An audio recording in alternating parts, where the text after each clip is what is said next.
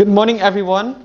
My name is Seng and my team consists of Panhatepi and Tian.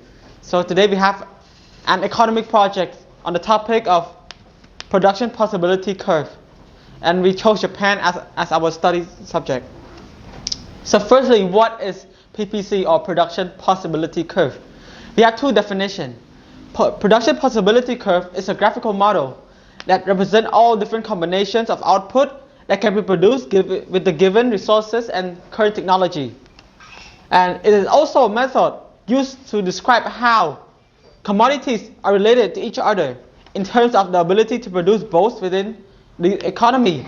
By this, it means that how much resources can be used to produce product B is instead able to use to produce product A. Okay, next. Regarding Japan's production, you all know that Japan mostly exports industries are electronics, automobiles, like cars. They have copper iron computers, bioindustry, aerospace, textiles, processed food. And Japan depends heavily on imported raw materials, as they do not have a large natural resources. The two biggest production in Japan is car vehicles and electronics. Japan's production possibility curve. Here it shows a shift in the PPC curve, which shifts to the left. This shows that there's a decrease in the production possibility curve, and this is caused because of earthquake and tsunami. It shows that there are less resources available in the market to produce goods and services. Therefore, the maximum capacity that Japan could produce is lowered. And here is a comparison between Japan and the United States possibility curve.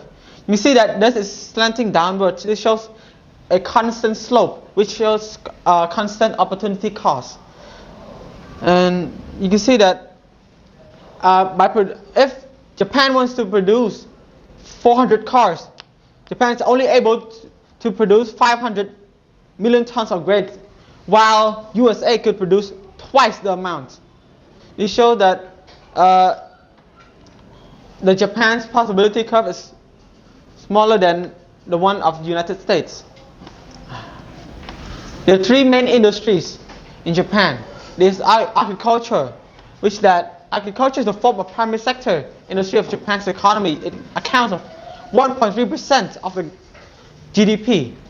And only 20% of Japan's land is suitable for cultivation, and the cultural economy is highly subsidized. It shows that Japan cannot rely on agriculture in order to sustain the whole economy, as only a small percentage of their land is able to produce crops for export and for consumption. Next, they have the vehicle industry. There's approximately 7.84 million motor vehicles were produced in Japan in 2022. And units from 1980 until 2023, car production in Japan averaged about 67,000 units. This shows that Japan has a high economic advantage in the vehicle industry.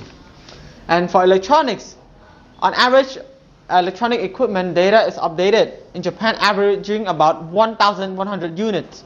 The data reached an all-time high of 2,600 units of Japanese billion yen in March 2000,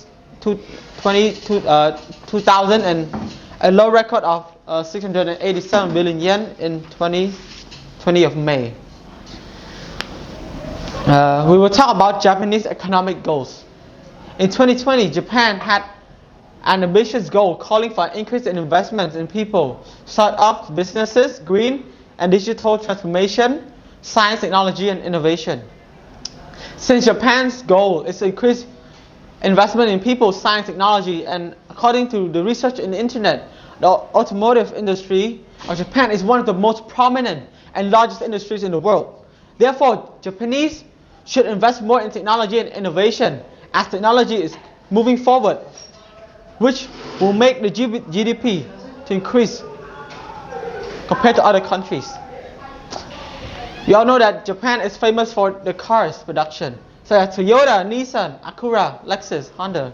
Mitsubishi, Mazda, and Subaru.